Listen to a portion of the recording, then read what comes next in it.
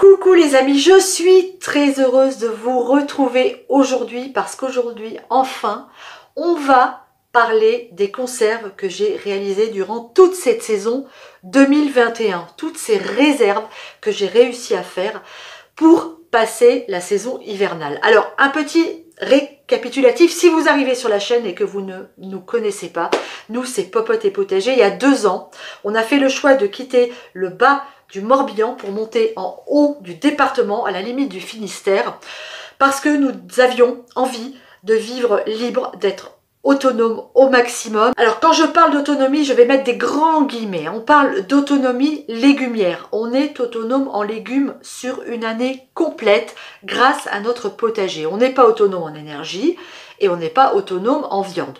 La viande, on en mange de toute façon très peu, et donc il est inutile pour nous d'élever des animaux. De toute façon, le choix s'impose à lui-même, on serait incapable de tuer des bestioles pour les manger.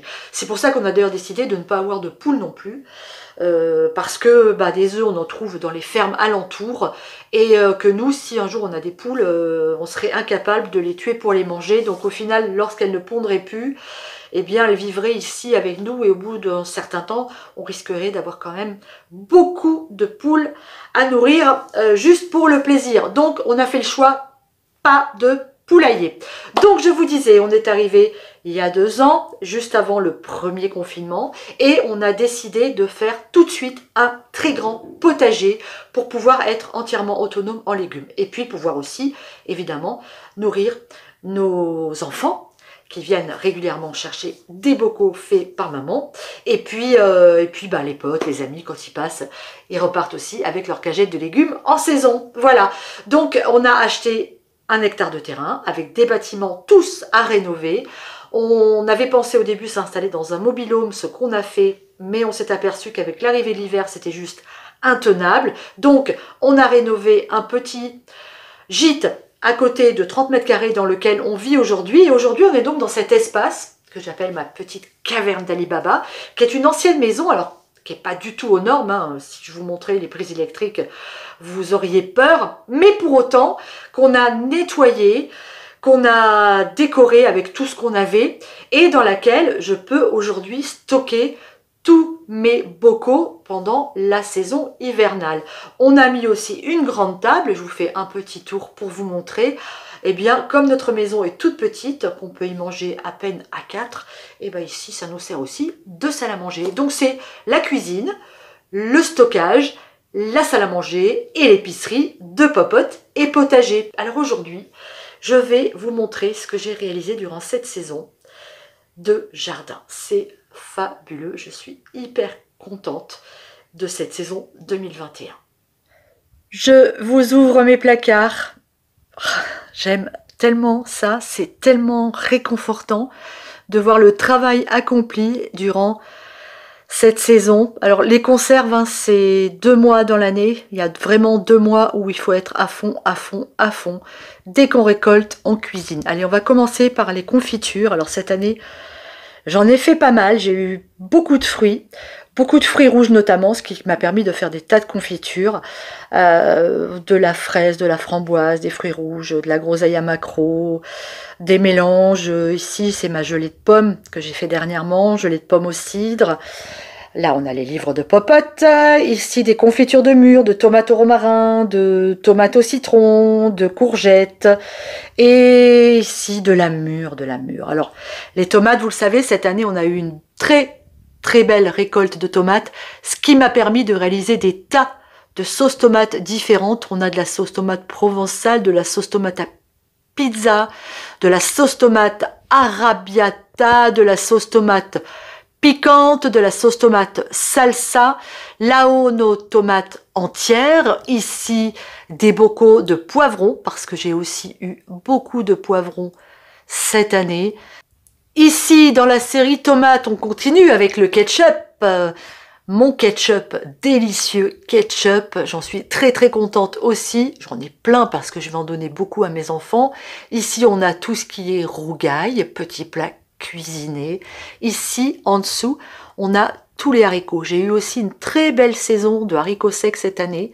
Donc, les cocos, Ah, ici c'était une petite poule faisane que j'ai fait avec du chou, rien à voir, hein. Les cocos, ici on a des haricots au naturel, des cocos à l'auvergnate, des haricots rouges, et puis derrière on doit en avoir encore d'autres de cuisiner.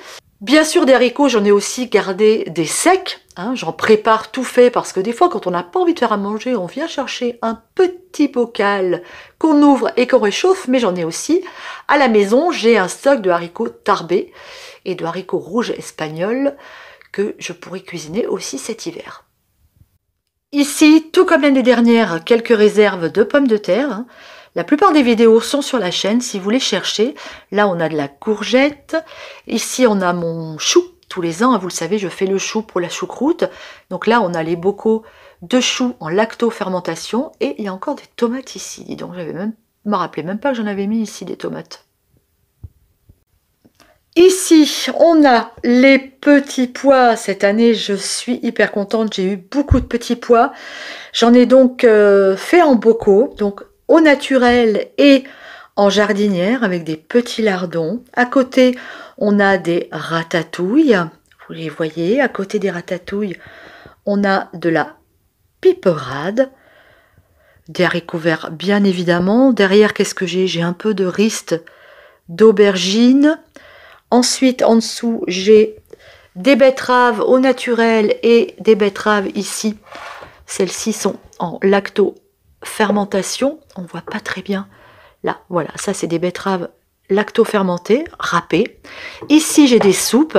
Là, on a de la soupe aux choux. J'avais fait une potée et du coup, j'ai gardé du jus, des légumes et des morceaux de viande pour faire de la soupe aux choux et à la viande. Là, vous le voyez, on a des soupes à la courgette et au curry. Ici, on a de la soupe au pistou, toute prête, c'est pareil. Ici, on a du maïs. Cette année, on a fait nos propres bocaux de maïs doux. Et là, on a nos fameuses courgettes, mes courgettes aigres douces, dont la vidéo est aussi sur la chaîne. Et ici, je stocke tout ce qui est vinaigré, c'est-à-dire les purées de piment, les chutneys, le confit d'oignon. Et là-haut, on a mes graines de capucine que je fais en capre. Ici, on a donc les cornichons. Et puis ici, on a les fameux, vous vous souvenez les fameux petits concombres. Hop, vous voyez, vous vous rappelez? On en a parlé pendant la saison. Les voilà, ils sont au vinaigre, ils sont prêts à être consommés. J'attends encore un petit mois avant de les goûter. Hop, génial. Alors, quand on parle de conserve, il faut penser au stockage. Et pour stocker ces conserves, il faut absolument avoir des pièces qui conviennent. Ici, on est dans une ancienne cuisine qui est un petit peu chauffée quand même parce qu'on maintient une petite température de chauffage pour pas abîmer les meubles qui sont ici, pour pas que ça moisisse. Mais pour autant, il fait 17 degrés, 18 degrés maximum.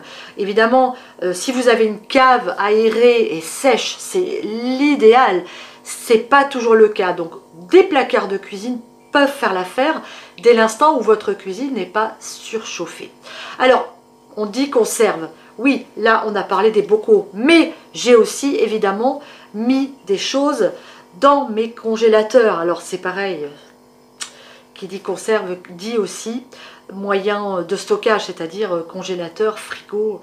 Il faut avoir de quoi stocker toute cette nourriture. Donc moi j'ai deux congélateurs armoires, un que je réserve uniquement aux légumes et un autre dans lequel je mets tous mes plats préparés et ma viande, mon cochon, puisque une fois par an j'achète un quart de cochon et je mets ma viande de porc dans ce congélateur.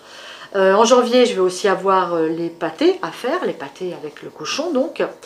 Et puis régulièrement aussi, j'achète un poulet à la ferme et je fais des rillettes de poulet. Vous voyez que toute l'année en fait, je fais des conserves. Les conserves de viande, évidemment, on essaye de les faire en hiver, c'est mieux. Quand il fait pas trop chaud, quand il n'y a pas trop de mouches. Et puis toutes les conserves de légumes, elles évidemment, se font pendant la belle saison, la saison d'été, après les récoltes ou pendant les récoltes. Alors dans le frigo qui lui est dans cette pièce, je stocke du poivron, je stocke des sauces tomates que je n'ai pas stérilisés, donc des semi-conserves, on va appeler ça. C'est une première, hein. Beaucoup d'abonnés m'en ont parlé. Pourquoi tu stérilises ta sauce tomate? Il n'y a pas besoin. Nous, on fait depuis la nuit des temps de la sauce tomate qu'on met très chaude dans des bocaux. On ferme, on visse, on retourne. Et quand c'est froid, on remet nos bocaux à l'endroit. Et ça se garde toute l'année. Je me suis dit, c'est incroyable. Donc, cette année, j'ai testé. J'ai donc des bocaux de sauce tomate qui ne sont pas stérilisés, mais que j'ai quand même laissé au frais dans le doute. Mes purées d'ail, évidemment, hein, on garde ça au frais. Et puis, dans les congélateurs, eh ben, on a, je vous l'ai dit, hein, tous les légumes que je conserve, les plats préparés, les plats cuisinés, les petits plats maison. Quand on fait parfois une quiche, une tarte, on ne la mange pas en entier, et ben, on en coupe la moitié et on en congèle pour une autre fois. Donc, congélateur, frigo, cave, cellier, cuisine fraîche, voilà avec quels moyens vous pourrez conserver tous vos bocaux et atteindre une certaine autonomie alimentaire. C'est beaucoup de travail pendant la saison, mais je peux vous garantir que lorsque vous ouvrez vos bocaux et que vous dégustez vos légumes que vous avez fait pousser vous-même et que vous avez conservé en plein hiver, quand la saison ne s'y prête pas, et ben c'est un vrai bonheur. Ça y est, je vous ai montré tout ce que j'avais réalisé en conserve durant cette saison 2021. Alors parfois on a des commentaires qui nous disent oui mais ce que vous faites tout le monde ne peut pas le faire. Oui et non, c'est un peu compliqué. Je pense qu'il y a beaucoup de gens qui pourraient le faire. Nous on n'est pas des genoux, hein, on a tous les deux 55 ans passés. On a fait des choix, on a choisi de tout arrêter, de tout larguer pour devenir autonome, pour travailler pour nous. Et en même temps, aujourd'hui quand on réfléchit un petit peu, on se demande un petit peu quelle retraite on va avoir, nous, à nos âges, et quelle retraite vont avoir aussi nos enfants demain, vu comment les choses se passent. Donc, on a fait le choix de vivre dès maintenant, comme on a envie, comme on le souhaite, et de ne plus dépendre d'un système qui ne nous convient pas. Alors, on n'est jamais entièrement en retrait du système, parce qu'on vit dedans, hein. Il faut quand même arrêter de se leurrer, à moins d'aller vivre dans une grotte avec une peau de bête et de pousser des cris. Je vois pas comment on peut quitter le système.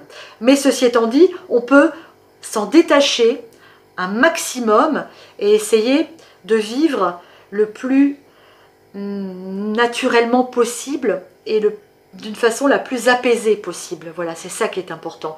C'est d'arrêter de courir après l'argent, d'arrêter de courir après la vie et d'essayer de tout simplement vivre sa vie comme elle se présente au jour le jour. Voilà, c'était notre choix, on l'a fait. Je suis certaine que beaucoup d'entre vous pourraient aussi le faire. Il suffit de prendre la décision.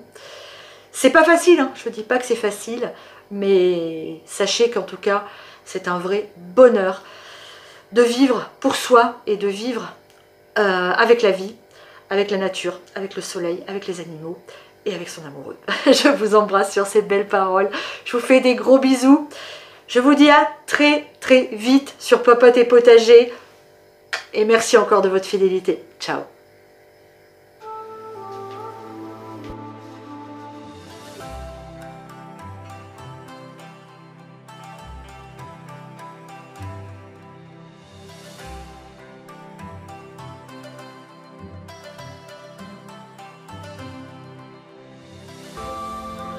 Vous le trouverez en ligne, en librairie et bien entendu aux éditions Jouvence.